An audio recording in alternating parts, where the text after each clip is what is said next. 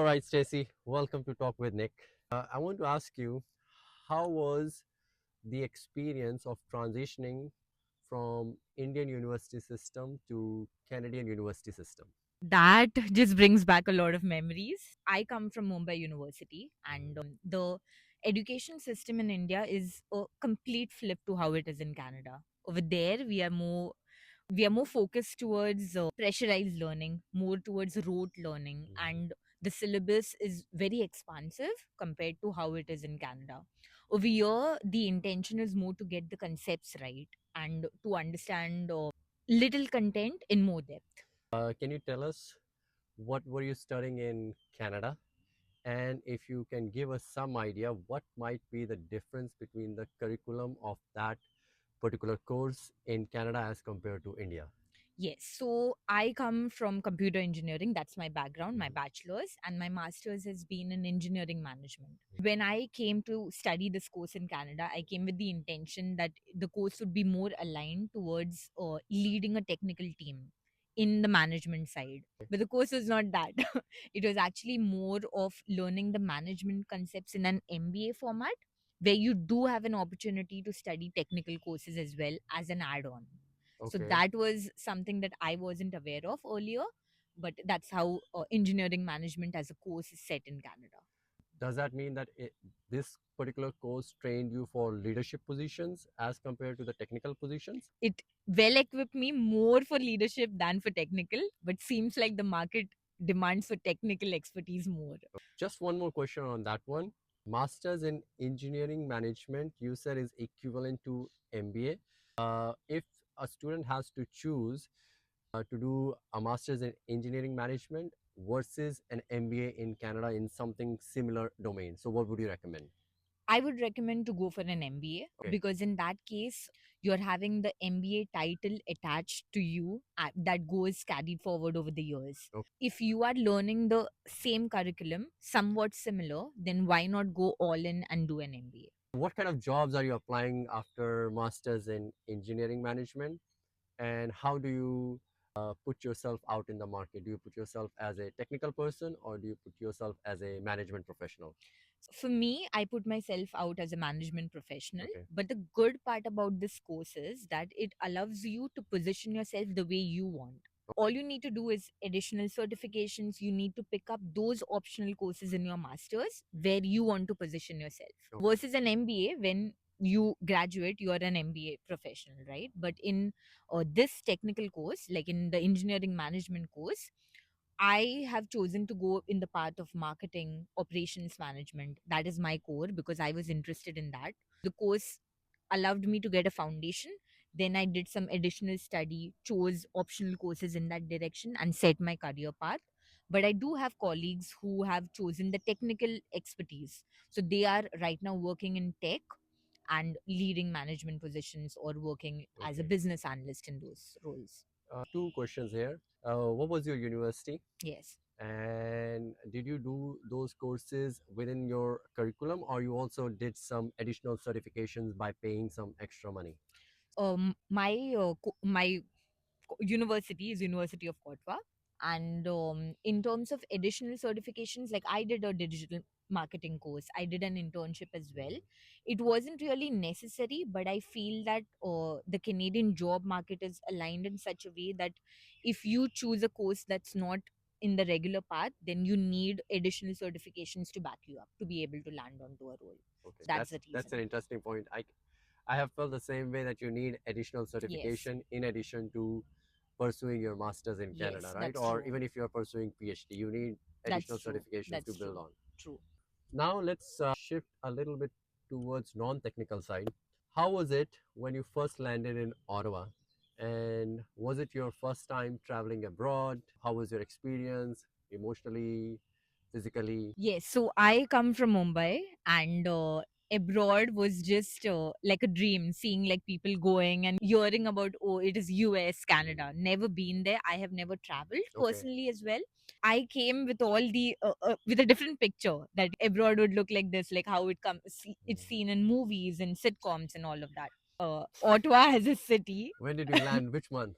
in the month of August. Oh yeah. Yes. August is still vibrant. It is, but It was coming still from silent. Mumbai, so I landed in the night here, approximately around, not very late. It was around 10:30. For me, in Mumbai, 10:30 is when people actually leave from their jobs and actually begin their evening. Yeah. Evening. But when I landed to Ottawa, I expected that it would be the hustle bustle of a city like New York or something like that, but there was complete silence. And that was my first impression of the city, silence. So it was amazing though. I felt more laid back, that I'm coming from a hustle bustle city to something that's more laid back. A complete different experience, but very much not how you imagine it to be. It's different. You know, you came to Ottawa and I came to Trois-Rivières. Okay. That has almost only 100,000 people. As compared to Ottawa, I think it has 1 million people. Yeah. Yeah, Yeah. 1 million.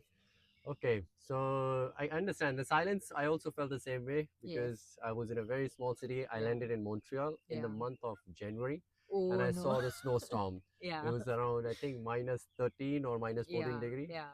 And it was not a snowstorm, but it's Yeah. like just like a snow wind. Yes. For me, it was a snowstorm. Yes. So it was a great experience as Yeah. well. Yeah. What is one or two things that you think that an Indian student can bring with themselves to Canada just in case that Pressure cooker. Now you can find, but for some reason I still do not trust the pressure cooker here, because that's something that you cannot risk with. So yeah. I carried my own pressure cooker with me. How tough was it balancing your studies, doing all your chores, cooking, cleaning, and stuff like that? And then if you were doing any part-time jobs. Yeah. So part-time jobs was something that I did not come thinking that I would do over here, because you just feel that when you're coming from a foreign country that you are going there to study. But no, you're not really going there to study. That's just one aspect of your entire life. Okay. You are actually going there to build a life of your own, an identity of your own, transitioning and understanding how a new country works, adapting to the climate, Yeah. learning to live alone, learning to do all your household chores alone, and then also learning to be financially independent. And that's where the part-time jobs comes into picture, and I feel that time management is the game changer. Okay. Time management and your mental health. If you can handle these two things, you can even work 5 jobs, you can transition to a different career, you can do all of that. But these two things, if it's not working out well, that's when the entire package falls apart. Okay. We can talk about time management and mental health in another video because Yes. it's a big subject. True.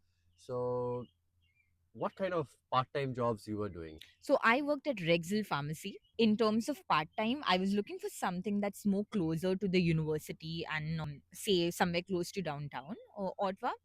And every other person, I took a set of resumes and just randomly started giving it across. I knew that I didn't want to work in the food industry, because I am not comfortable working. I know that the hours are more stressful, and particularly if you want to focus towards your main career for which you have come to the country, you either need to work in optional roles that do not consume a lot of your time and energy. Okay. I chose to work at Rexall Pharmacy. I was able to land onto a job there. It was a very good environment, not as fast paced as regular pharmacies. Yeah. So it gave me the perfect time balance to be able to manage my career and workplace. So before, just one more question before we move to questions regarding jobs, transition, and PR. You just said that Canada was your first foreign country, first abroad Yes. country. So till now, how many countries you have traveled? About 7 of them. 7 of them. Yes. After moving to Canada. 2019. So in that time In frame, that, in last yes. 8 years, 7 years, you have Yes. traveled Yes. 7 countries. Yes. Which one is your favorite so far? Mauritius. Mauritius. Anytime. Like if I had to move to another country, Mauritius would be my top picker. So Wow, yeah. fantastic. Now, Stacy, let's talk about life in Canada. First and foremost, how was your experience and how did you manage your winter months in Canada? Yeah. The experience was beautiful. I come from a city that I've never seen snow all my life. Yeah. I was very excited the very first winter, doing a video call to every person in another country, showing them the snow. Yeah. And the weather was extreme though, but I just loved it. And I just feel that when you're in Canada, if you embrace and love the weather, every weather is good. Yeah. But what happens is initially you're used to it, but 2 3 years later you take it for granted, and that's when you start complaining because now you're all settled in. Mm. Now you have options to complain about things, so that's when you start picking up the extreme weather, the extremeness. So in terms of climate, every place has its own peculiarity, right? Mm. The speciality of Canada is the winter. So if you Winter. accept it, you love it. If not, then you're complaining every year. What were some of the activities and the things you were doing in the winter season? What hits the hardest is actually the sunset, the Oh yeah. 3:30, 4 p.m. sunset, Ooh, yeah. because it just feels like the day is shorter. Specifically, when either you're a student or you're working full time, you know that after you're done with work, the day is done. Mm. Although you have time, but it's very subjective. Once you see the darkness, the day is done. So what I was doing is, I'm not an outdoorsy person, so I would not go and try it. I haven't rather tried ice skating, although people from all over the world come to Ottawa Or to you have not across. done ice skating yet? No, I Oh, okay. haven't. I haven't. I do have my skates ready for maybe 15 years later. Yeah. But what I was doing is I was planning social activities. Okay. That was something I felt that in the season of depressing weather, if I'm able to gather people who are feeling the same together and arrange activities like, say, go on a walk or have house parties. By house parties, it's mean even if you get together and watch a movie, that's still a refresher, Mm. and that evening is passed. So I got into such activities to keep myself going through the months. Yeah. You are pretty good at organizing social activities. Yes. But this winters, the coming winters, Yeah. it's about to come. Yes. You gotta do ice skating in Rideau Canal. Yes. Yeah, it's amazing experience when True. you do it. It's very physically challenging as well, but True. also a beautiful experience to do the ice skating in the. Yes. I have few questions around permanent residency. What is the pathway that most of the students adopt when they come for masters or for PhD, and then they transition to PR? What's the transition phase looks like? So what most people do, the regular pathway, is that they choose a course to study, and depending on the course, they are able to buy in time, which they call as the work time, to be able to apply to the PR. So what that means is, if you take a 1 year course, then you're able to get a 1 or 2 year work permit, Okay. which buys you time to be able to enter into the PR application pathway. Okay. What my personal route was that I took a 2 year master's program, which gave me 3 years of time to apply to a PR. Okay. That's what almost everyone they would opt for. But what's tricky is that if you are not able to get a decent or have a decent application ready, or your course does not align with what the collection for the PR points is, then you need to either study further or you need to be prepared to go back to your home country. So I think there are three pathways to PR, right? Yes. One is Canadian Experience Class, Yeah. Express Entry, Yes. and then there is Skill Trade or something like Skill that. trade. There is even provincial programs. Four. Yes. There are four pathways to apply for Yeah. the PR. Which one did you apply for? So I applied for the TR to PR pathway, which was a special pathway that had come in During the COVID time. Yes. Oh, nice. So I think they just decided that these kids are suffering a lot with the pandemic. Let's bring up something, unique for them, so they are able to have the fair advantage. So that's how I did have my file in Express Entry prior to this pathway. But when this pathway opened up, since it was a new one and I didn't want to leave any stone unturned, I just put my application through that. Yeah, it was difficult. Yeah, it was difficult because there was no guidance at all. Okay. We all are used to applying via YouTube videos, listening to our seniors, listening to work colleagues, going through articles. My PR application process was purely on what I believed in. Okay. I remember it took me 8 hours to apply for that application. I wasn't sure what I did was right or wrong, but I just submitted it with the hope Fantastic. that I would get a response. So this TR to PR pathway is only for somebody who is already in Canada, studying or working in Canada. Only they can apply, right? Yes. Did you apply for any sort of scholarships, or you did the personal financing, or you applied for loans and things like that for your I studies? did personal financing. I Nice. did not go for a loan because I always believe that when you go for the loan process, if you are able to pay it out with, say, financial help from your parents and all of that, then your ROI is a bit lesser because then you're not paying on the interest, right, I of the understand. loan. So I had this intention that if I'm going to study abroad, then I have my finances ready before I opt for it. And in terms of the financial aspect, if you do a master's even back home in India or an MBA program, it somehow costs similar. That brings me to one more question, the Yeah. final one. How much did it cost you to Yeah. study your master's in engineering management Yes. back in 2019? And Yes. is the price still same? Yeah. And if you compare the similar kind of course back home in Yeah. India, My course was about $12,000 per semester $50,000 for 2 for years. 2 years. But we did have an option to complete in 1.5 year in expedited as well. So you can take the range as 35 to $40,000. But back home, that is what I would pay for an MBA as well. Okay. So I did get the option to live in a foreign country, pursue a master's, not equivalent to an MBA, but I have the addition of being abroad. Abroad.